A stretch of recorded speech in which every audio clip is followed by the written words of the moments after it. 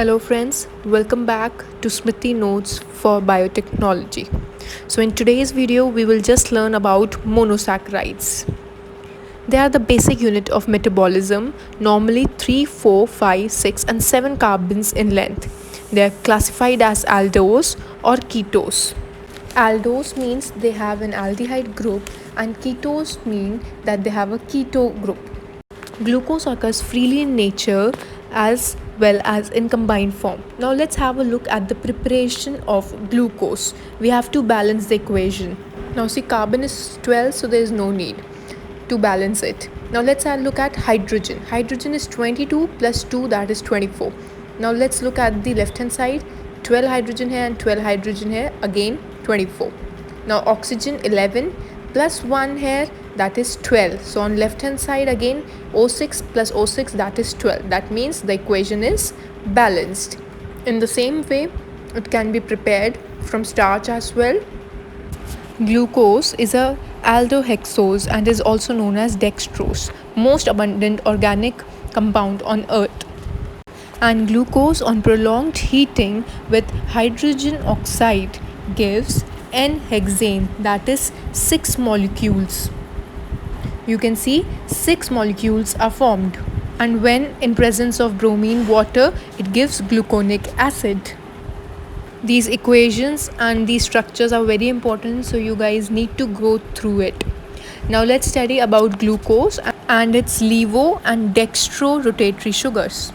So glucose is classified as an aldohexose. It has an aldehyde and 6 carbon compound. Most carbohydrates are converted to glucose to be metabolized for energy. 25% less sweet than table sugar, and they are found in urine of diabetics. Now let's look at the structure. This is the structure of glucose. If the OH group on the carbon before the terminal carbon is on the left hand side, then it is of L type, and if hydrogen is on the left of the terminal, then it is of D type. The letter D or L before name of the compound indicates the relative configuration of a particular stereoisomerism, that is levo or dextro. The same is for Fischer's projection. On the left hand side, then it is D configuration, and if the OH is on the left hand side, then it is L configuration. Now let's study about the cyclic structure of glucose.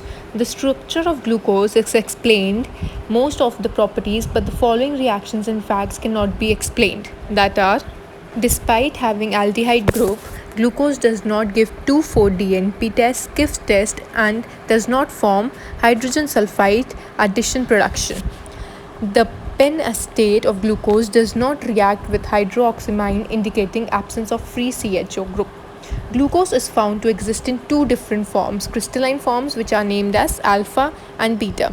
Now let's look at the structure of alpha and beta. The two cyclic hemiacetal forms of glucose differ only in configuration of hydroxyl group at C1 carbon. They are called as anomeric carbon. Alpha and beta forms are called as anonomers. Now the 6-membered cyclic structure of a glucose is called as pyranose structure. Now let's look at the difference in their structure. Again, where you can see that when the C1 carbon has hydrogen, that is called as alpha D glucopyranose, and on the same side for beta D glucopyranose it has hydroxide. You have to learn these structures. They are very important as they are going to be asked. Now let's study about the next type, that is fructose, that is classified as ketohexose, as this molecule is a ketone and a 6-carbon chain. They are found in fruit juice and honey. Country's most common sweetener. It has high fructose cum syrup. It can be metabolized to glucose in liver.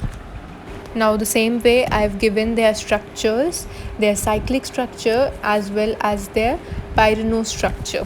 Everything is same, just the number of carbon molecule changes. The basic difference is between OH and hydroxide group, so you need to draw them and practice them again and again. This is alpha D frutofructose and that is beta D frutofructose. Next type of monosaccharide is ribose. I have drawn the structure as well as cyclic structure. The cyclic structure resembles to that of a DNA molecule because of the configuration of hydroxide and hydrogen. The only way to learn these diagrams is to make them and practice them again and again. I hope monosaccharides topic is clear to you, which has fructose, ribose and glucose. Still, if you have any other doubt, then do comment and let me know. And if you like the video, then do like, share and subscribe. Thank you.